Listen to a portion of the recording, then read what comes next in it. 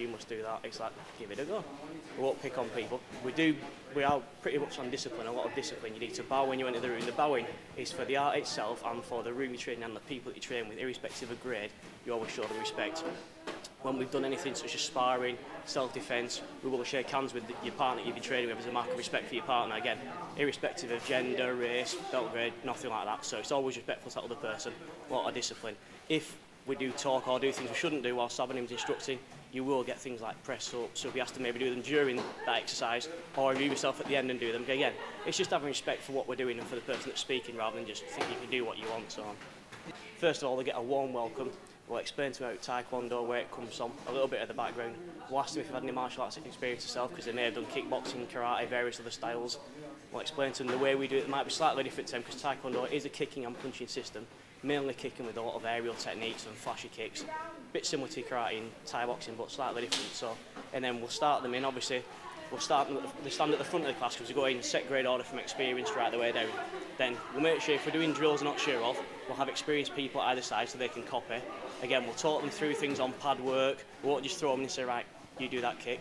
We'll break the kick down, we'll explain why we break it down, the biomechanics of how it works, and we'll help them to do the kick and everything. Hopefully they enjoy the lesson. We won't push them too hard. If at any point they feel like they can't continue, they're more than welcome to sit out and take time out and come back when they feel they can participate again. With Taekwondo, the technique is from the hips, and it's the hips that get your technique for your kicking power, but as well as that, everything has to land. If you move and you step and kick at the same time, you must stop and kick all at the same time. It's all gel. So basically we will do a lot of drill work where we'll go up and down in lines, doing basics after basics after basics. Because without basics, people think, oh, jump spinning kicks are very hard. Believe it or not, the jumping kicks are the easiest ones. Doing them while you're on the ground and getting the technique correct and the hips is a lot harder. So like you've seen earlier with the pads, we'll do pad drills of kicking the pads, getting power. Because it's easy to kick a pad, but to kick a pad, get the power and get the pad to move is completely different. So basically it's just drilling and drilling and drilling.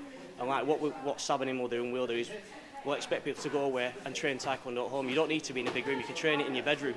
You can train it anywhere you want, just a little space, just practice the mechanics of the legs and the arms.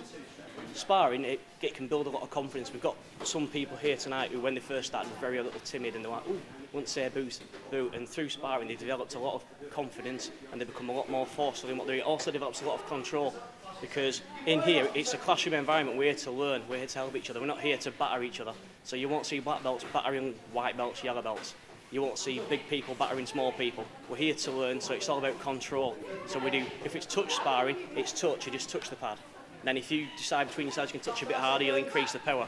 So it's all about focusing, technique, learning to move, direction with your feet and everything, not get hit is the main thing. How to read a person. It's kind of like a game of chess. You want to go 1 or 2 steps in front of that other person. So you think, right, well, if I'm going to do that, they'll do that, so then I need to do that, so you can counter. And it's a bit like a game of tag, but with your feet instead. I started when I was 6. I've done it for half my life. And Taekwondo teaches discipline and how to defend and being like strong and keeping you fit. Sometimes we'll do like sparring, self-defence and patterns, but they're like the main 3 bits of Taekwondo. And sometimes we do breaking, which is where we do a technique and break like a board. Like sometimes it's plastic and if you're over 16 we break wood. So a bit self-defence because it teaches you how to defend yourself on the street and any situation that you're in you can get out easily.